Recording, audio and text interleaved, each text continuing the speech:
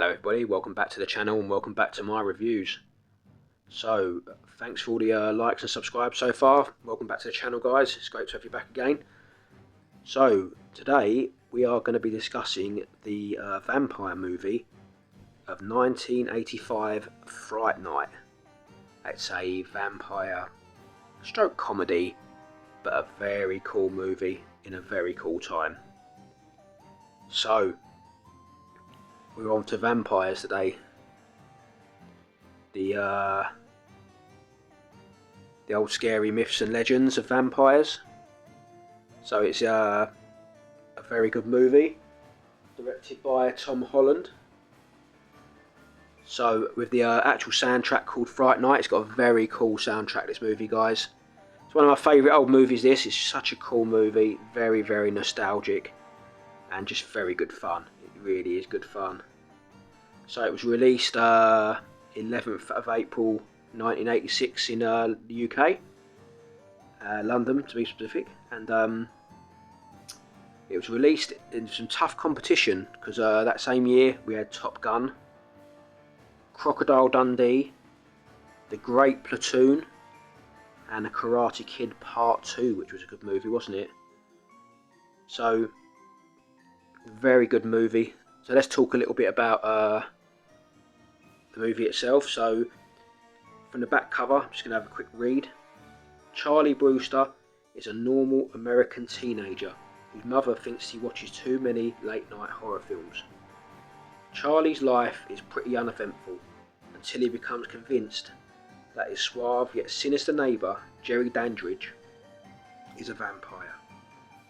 No one, least of all the police, will believe that Dandridge is the vicious killer responsible for a spate of bizarre murders. Charlie finds an ally in Peter Vincent, a former horror film star and host of TV's Fright Night Theatre. In his quest to nail the debonair bloodsucker, but then the nightmare really begins. So very cool guys. So Fright Night, 1985, it was an 18, very good movie. So let's talk a little bit about the cast of this movie, because it had an absolutely amazing cast. So funny enough, on the front cover of this DVD, it doesn't mention the lead man, William Ragsdale, who plays Charlie Brewster.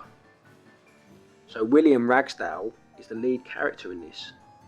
We'll talk a little about Charlie in a little while. Obviously the great Chris Sarandon, he plays the vampire, Jerry Dandridge. Very cool vampire name that, Jerry. You've got another great actor called Roddy McDowall, and he plays Peter Vincent. He's like almost like a Van Helsing style of a character, but he's a TV show, sort of more of a celebrity sort of, almost like a Peter Cushing type of character. You had Amanda Burse, who plays Amy, and very cool Stephen Jeffries, who plays an epic character called Evil Ed. You also had another good guy called Jonathan Stark, and he plays a character called Billy Cole. We'll talk about him in a little while. Arthur James Evans, who plays the police officer. He's very cool in this. He is, if you remember him, he is the guy who goes with John McClane in Die Hard 2 to try to find the array. He's the little old guy who's trying to set up a satellite link. And there's that very cool scene where the terrorists are making out to be painting, decorating, and McClane has to go and rescue them. So that's a very good scene there in Die Hard 2. So he's in this, and he plays the police officer who won't believe Charlie's story. So let's talk a little bit about vampires before we go too much into the movie. So what's your thoughts on vampires, guys? Lots of myths and legends surrounding vampires, isn't there? This film is very based on basic vampire lore, i.e. like your Count Dracula style of vampires, crosses, stake to the heart, garlic, mirrors not being able to reflect, very basic vampire stuff. But there are many different myths and legends surrounding vampires, aren't there? Some legends say that vampires can walk in daylight, they just have no power in daylight, or they're weaker in daylight. Some legends say they can't even look at daylight or go near daylight because they'll burn up. You know, so there's different legends, isn't there? Some say you have to bury them at a crossroads. Some say holy water has no effect on them, some say it does, you know. So, you know, talk about the myths and legends of vampires. Like in the old days, they used to believe in removing the head, didn't they, and stuffing the mouth with garlic and burying it and stuff like that. You know, so there's some pretty gory sort of bits and bobs that went into vampire lore, wasn't there? So yeah. So I would say a stake through the heart, don't they? There's so many different things. Silver, anything silver can hurt a vampire, isn't it? So lots of different myths and legends, but all very cool, aren't they? So, but this film is based on the very, very basics of vampire myths and legends that we all know and we grew up with. As it's very good. So it starts off with, without going into spoilers. So if you haven't seen the movie, obviously I don't want to spoil it for you because it is a good movie, especially to watch around like Halloween and stuff like that. It's just a classic old movie. But yeah, so the movie starts where Charlie's basically a college boy. He's finding his way in the world and he's very into his horror movies and horror TV shows. He likes to watch Peter Vincent on the television doing his bit of old school vampire killing. But one night he sees the house next door to him, which has been long abandoned. He sees them bringing in a coffin and he can't understand what he's seeing at first. He sees two people, then he finds out that he's got a neighbour that's moved into the abandoned house, the old house next door. Proper old school, scary movie, House of Horrors style house with the fog and everything. It's all done up. It's absolutely fantastic. It's really top rate for looking like a creepy old haunted house. So really good effects there in that for that time period as well. So yeah, so he basically sees them moving this coffin in, and it goes from there. It then moves into a little bit of mystery, i.e. like local ladies of the night and start going missing in this movie, and Charlie happens to see a couple of them going to this house, and his mind starts to wander and he starts to realise what's actually going on, that he's actually got a vampire living next door to him. So it's pretty cool. So the vampire being Jerry Dandridge. So eventually it starts with like Peter basically, Charlie starts snooping, and when he starts snooping he starts to get the attention of Jerry Dandridge. And Jerry Dandridge is trying, he's obviously done this before, he moves from town to town, obviously feeding on people, but then when the bodies build up he moves. So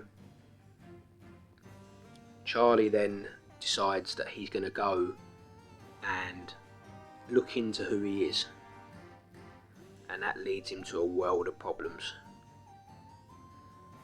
So the character Jonathan Stark, who plays Billy Cole is an interesting character in this. He's like almost like a zombie creature, but he's in human form, and he's like Jerry Dandridge's bodyguard during the day. So it's a good movie all in all. It it basically is the mind of a young man trying to convince all the adults of what he's seeing, and they won't believe him. Even his friends won't believe him. And but in the end, he manages to convince them all that it's real. Some very good scenes in this movie. So certainly got some good effects for its day. It's got some good bits. It's got some good old style sort of puppetry style sort of makeup and, you know, effects. So that's all very good. A brilliant soundtrack. The nightclub scene where the music's playing is very good in that. There's also a scene where you see the great, like, Nick Savage from Friday the 13th Part 3. I think you see Nick Savage in. He's one of the bikers. He plays a doorman in a nightclub in this film. So he's pretty cool to see him, because he was good, even though he'd only done a few bits and pieces in films. He was pretty good, you know. I liked him in like I say, I thought he was pretty good. So yeah, you see him. The nightclub scene. It's one of the more scenes I found a little bit more uncomfortable in this film, because bearing in mind that there's a scene where he's dancing with Charlie's girlfriend Amy, and it's all a little bit sort of, I don't know. It didn't sit well with me anyway, but still a good scene, good music, and yeah, great music in the nightclub, and obviously he really shows his strength in the nightclub as the vampire. So very good movie all in all. The ending is good. The whole film all the way through is very good. It's a bit of mystery, it's comedy. The Evil Ed character is absolutely fantastic in this. He is so funny and comical. The way he laughs, he looks, very good. I personally thought he probably actually made this movie, to be fair, with his catchphrases and the way he looked, and the scenes involving him were really top notch, because he was just funny. He was a funny character, you know. So yeah, so as I say, it's one of those movies you can watch again and again, because it's pretty harmless. It's set in the 80s, like I say. It's got that great era of music, the dodgy fashion of that era, which actually looks pretty cool when you look back on it. Dungarees, you see a few dungarees, like the puffer style gilets, and you know, you see quite a good stuff. The hairstyles, stuff like that in the 80s. So it was good, especially the dancing in a nightclub, like very like the dancing you see in Terminator in the tech noir, you know, that sort of stuff. It's quite funny, isn't it? So yeah, it is a good movie, this. The soundtrack, as I say, was very good. A real good movie by Tom Holland. Well worth going to see this, guys. I think this is a top-notch film. If you've seen it, let me know in the comments. Let me know what you think of the movie. Let me know what you think of vampires in general, and legends of vampires and stuff like that. Do you think it's a load of old rubbish? You know, they say all legend starts from some truth, don't they? So, or all myth starts from some truth, don't they? But there you go. So, thanks for tuning in, guys. I'm building up my subscriber count quite nicely, which is good of all of you guys, you know, who have subbed so far. And if you feel like subbing, please do. Don't forget to leave a comment, like I say. Don't forget to like and subscribe. And I'll see you guys on the next one. Don't forget to watch this movie, guys. It is absolutely brilliant. Welcome to Fright Night. For real.